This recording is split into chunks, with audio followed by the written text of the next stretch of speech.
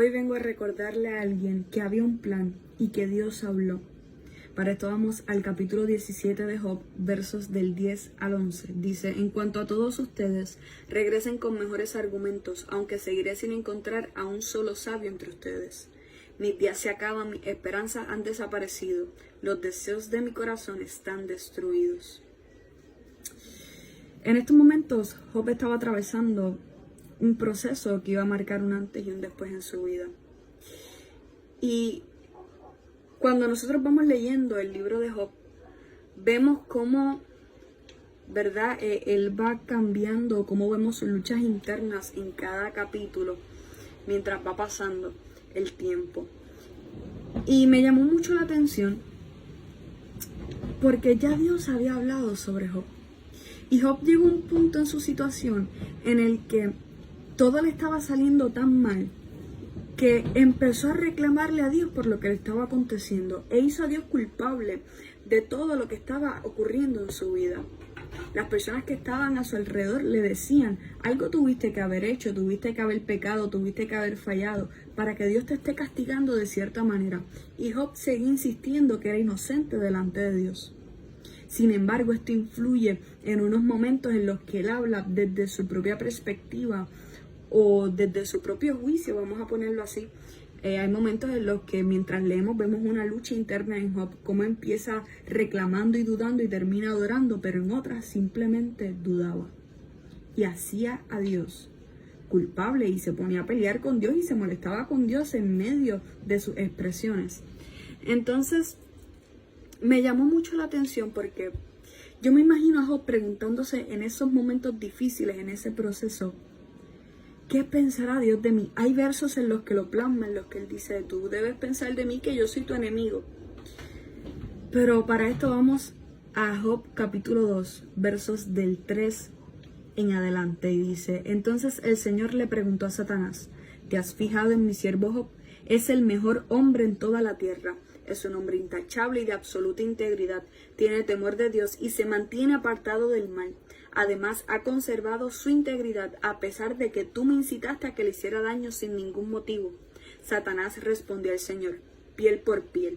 Cualquier hombre renunciaría a todo lo que tiene para salvar su vida. Así que extiende tu mano y quítale la salud. Ten por seguro que te maldecirán tu propia cara. Muy bien, haz con él lo que quieras, dijo el Señor a Satanás, pero no le quites la vida. Me llama mucho la atención porque dependiendo la versión, ¿verdad? Varía. Cuando dice: te has fijado en mi siervo Job, no hay otro como él en todo el mundo, es justo, es recto en sus caminos. Pero Dios lo describe como un hombre intachable y como el mejor en el mundo, ¿sabes? Era un hombre recto, era un hombre que era agradable ante los ojos de Dios. Y Dios técnicamente lo presumía porque decía que Satanás venía de rondar la tierra y era Dios quien le mostraba y le decía: ¿has visto a mi siervo Job? Entonces lo que Dios hablaba de Job era algo de bien, eran cosas buenas, ese era el pensamiento de Dios hacia Job. Sin embargo, Job no entendía cuál era la esencia o quién era el que estaba provocando realmente el mal en su vida. Y llegó el punto en el que empezó a culpar a Dios. Y vemos en el capítulo 17, verso 11, cuando dice: mis días se acaban, mis esperanzas han desaparecido, los deseos de mi corazón están destruidos. ¿Cuántas veces en medio de nuestros procesos difíciles pensamos que es Dios castigándonos? Pensamos que tal vez no somos agradables delante de Él. Y ya Dios habló sobre nuestras vidas y dijo: mira a mi hijo, mira a mi hija, sabia, hermosa, de precioso parecer para mí, agradable ante mi presencia, su adoración me conmueve. Y nosotros pensando en muchas ocasiones que Dios nos está castigando, cuando realmente estamos en un proceso en el que nos va a llevar a rendirnos totalmente delante de Dios, para al final hacer como Job: de oídas te había oído, mas ahora mis ojos te ven. Pero me llama demasiado la atención: mis días se acaban, mis esperanzas han desaparecido, los deseos de mi corazón están destruidos, ya lo dio todo por perdido. Inclusive hay otro verso en el que dice: la tumba está lista para recibirme, pero ya Dios había hablado y había decretado que la vida de Job no sería tocada. Haz con él lo que quieras, pero no toques su vida. No puedes atentar contra su vida, aun cuando él siente que está muriendo, aun cuando sus sueños fueron enterrados, aun cuando sus deseos, sus esperanzas han desaparecido. Aún así, Dios dijo que Job no iba a morir y por ende Job no murió, aunque se sintió muchas veces al borde de la muerte. Aunque se sintió muchas veces que ya sus días habían acabado, aunque ya él se sentía preparado para irse. Ya Dios había decretado que Job no iba a morir ahí. Entonces, ¿por qué pasan estos procesos? ¿Por qué pasa este desierto? Porque muchas veces hemos sido como Job. Muchas veces empezamos bien, pero terminamos reclamando en medio del cansancio, en medio de la duda, de la desesperación. Decimos cosas que están dentro de nosotros, pero no habían salido hasta que nos vemos en ese límite, hasta que nos vemos en ese momento de frustración. Y nuestra boca habla y dice lo que nuestro corazón tiene escondido por tanto tiempo. Y todo eso comienza a salir de nosotros. Y nosotros tal vez pensando y culpándonos, ¿qué Dios estará pensando de mí?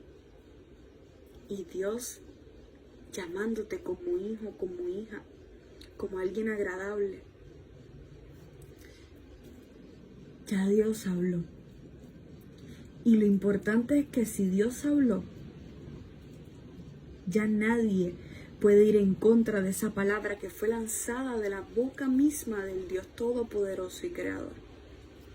Asegúrate de que en medio de tu proceso, reconocer la voz de Dios para saber y entender qué fue lo que Dios dijo de ti antes de iniciar el proceso. Cuando Job entendió esto, por eso fue que dijo en Job 42, verso 5, de oídas te había oído. Es que escuché todas esas palabras que tal vez me habías dicho. Escuché muchas veces tu palabra, escuché muchas veces los mensajes. De oídas te había oído. O sea, sí te llegué a oír. Mas ahora, luego de este proceso, mis ojos te ven. Ahora entiendo. Ahora comprendo que era necesario que tú siempre me viste con agrado. Que tú siempre me llamaste hijo, que tú siempre me llamaste hija. Así que te dejo con esto. ¿Qué fue lo que Dios habló en tu proceso? ¿Qué Dios está diciendo de ti? ¿No lo sabes? Intima con Él, habla con Él, búscale. Y Él te dirá. Buscad a Dios mientras pueda ser hallado. Que el Dios a quien sirvo te bendiga.